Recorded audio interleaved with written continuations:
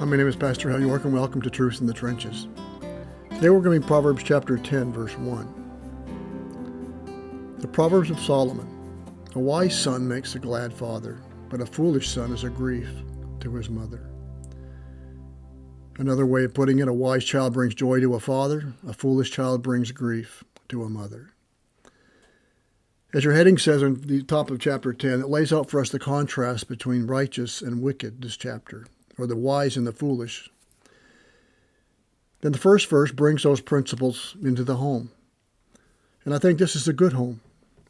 I think they're good parents, godly parents, wise parents. Why do I say that? Because ungodly parents don't grieve over having a child who makes unwise choices or foolish choices, or they're not walking with the Lord. They don't care. All they care is about is if they're happy, if they're successful, and they're living in a nice home. If they're happy, that's all they care about. They don't care if they're walking with God or not. They don't care if they're living wisely or morally or anything else. That doesn't bring grief to the mother. They don't care. But a good home, godly parents, they care how their children live. And when they live rightly, they are glad. And when they live foolishly, it brings grief to the home, to the parents. Because the parents are the primary influencers in the life of a child until they leave home. Parents love their children. They make sacrifices for their children. They pray. Godly parents pray for their children. They teach their children about life. And this father, as we've seen in this Proverbs, is teaching his child about life from a biblical perspective. What is real? What is true? What is biblical wisdom? What does it mean to live wisely? And when a child leaves the home, he demonstrates wisdom and he lives wisely and makes wise choices.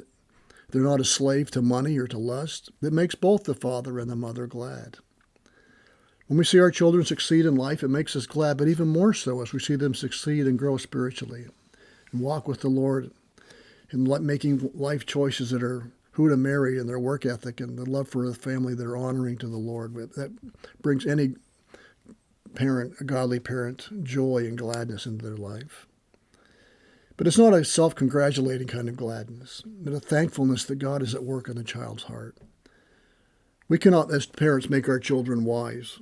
We cannot make them trust Christ. Those are just choices and decisions the child must make on their own. We can teach them. We can model before them wisdom and righteousness, but what all it looks like in real life, we can show them as we live our lives. But it is the Lord in the end that brings forth faith in the child's heart and spiritual fruit in their lives. All we can do is be faithful and follow biblical principles for raising up a child in the nurture and admonition of the Lord. And we see evidences of godly wisdom and love for Christ in the child as they launch out on their own and start to live their lives and in their families. It brings the parents great joy and thankfulness to God for his work in the child's life. And yes, there are many homes today with only one parent, and I recognize that. But I would encourage you today not to despair. Your life can and will have a profound impact on the life of your children. Be faithful to Christ. You can know this gladness of seeing your child walk in wisdom. It's a tougher road to hoe, I realize. It's hard being a single parent. But don't give up and despair thinking that your child, your influence will have no impact on your children. It will. You be faithful to Christ. But the second part of this verse is what I want to think about for a minute. The foolish son is a grief to his mother. The reality is that some children who are raised in a good home have received wise counsel and teaching from the parent or parents. The parents have lived faithfully before them, they've loved them, they've sacrificed for them, they've taken them to church. But when they leave the home, they abandon the teaching and they choose to ignore what they've learned. They walk away from God, they walk away from the church, they walk away from wisdom. And consequently, they make choices that break the parent's heart.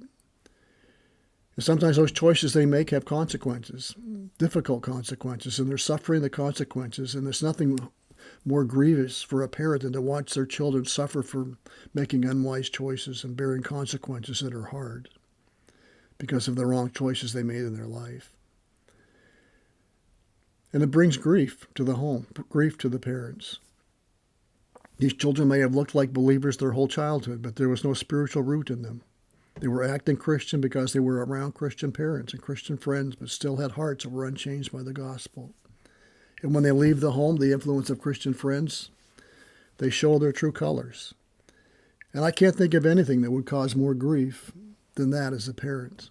I don't care how successful they are, how much money they make, or how nice a house they live in. If they're not walking with Christ, what else really matters? These are eternal issues we're talking about, not just earthly ones.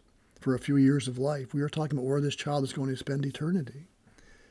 And this brings any parent grief and heartbreak. But the encouragement of Scripture, I believe, is to never give up praying for your wayward child. There's a lot of prodigals out there who have come home because of the prayers of a mother and father. Never give up praying for that child, walking in wisdom either. But do not despair. God hears your prayers. He knows your heart. He knows your child. So pray for them, whether they're walking in wisdom, whether they've walked away from wisdom. Pray for them. And remember that salvation is God's work. And I think also there's a word here to the children, even as adult children. Remember the impact your life and your choices can have on your parents. Your life can bring them gladness or it can bring them grief. So keep that in mind as a child, as your parents. What impact is your life having on them? But let me wrap this up by saying this. As long as a child has breath, there's hope. Give thanks to God for your children. Plant the seeds of the gospel in their lives. Water that seed with your lives. Remember, it is God who causes that seed to grow. When they live lives characterized by wisdom and godliness, you will be glad. Rejoice. Give thanks to God for his work in their lives. If they walk away, you will grieve, and it will be a real grief. Sadness. Your heart will break. But don't give up on them. The gospel is the power of God unto salvation. Read the story of the prodigal son. Maybe that'll encourage your heart. But don't give up. Keep praying. One of the early church fathers, Augustine, was a rebel. He lived an ungodly, immoral life, and he had a godly mother who prayed for him for 40 years before he came to Christ. And the sad thing is, she never did live to see him come to Christ, but she's rejoicing with him now in heaven. But the point is, God answered her prayer.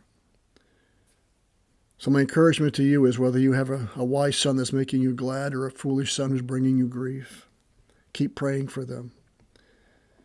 Keep praying that God will keep them walking faithfully with him, and working powerfully in them, and keep praying that God will work powerfully in their hearts for those seeds that have been planted years ago when they were in your home, that they would bring forth fruit unto salvation.